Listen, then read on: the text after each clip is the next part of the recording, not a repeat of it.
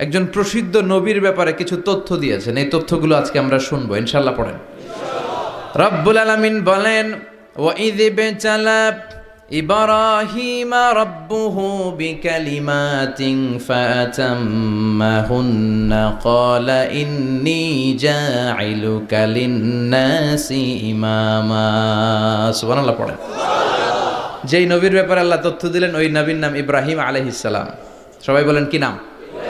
চিল্লায় বলেন কি নাম? আল্লাহ বলেন, নবী স্মরণ করুন সেই সময়ের কথা যখন আমি আমার খলিল ইব্রাহিমকে অনেকগুলো বিষয়ে পরীক্ষা করেছিলাম।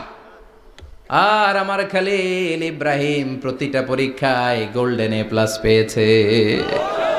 প্রতিটা পরীক্ষায় সফলতার সাথে আমার ইব্রাহিম উত্তীর্ণ হয়েছে।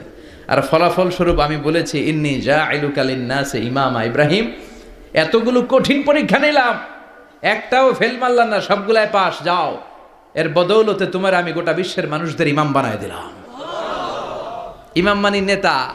ইমাম মানে কি? নেতা। নেতা হওয়া এত সহজ না। আগুনে পুড়িয়ে পুড়িয়ে যেমনি খাঁটি সোনা বানানো হয়, তেমনি কষ্টি পাথর দিয়ে যাচাই করে করে, পরীক্ষা করে করে আল্লাহ তাআলা সাইয়েদনা ইব্রাহিমকে এই মর্যাদার আসনে বসিয়েছেন।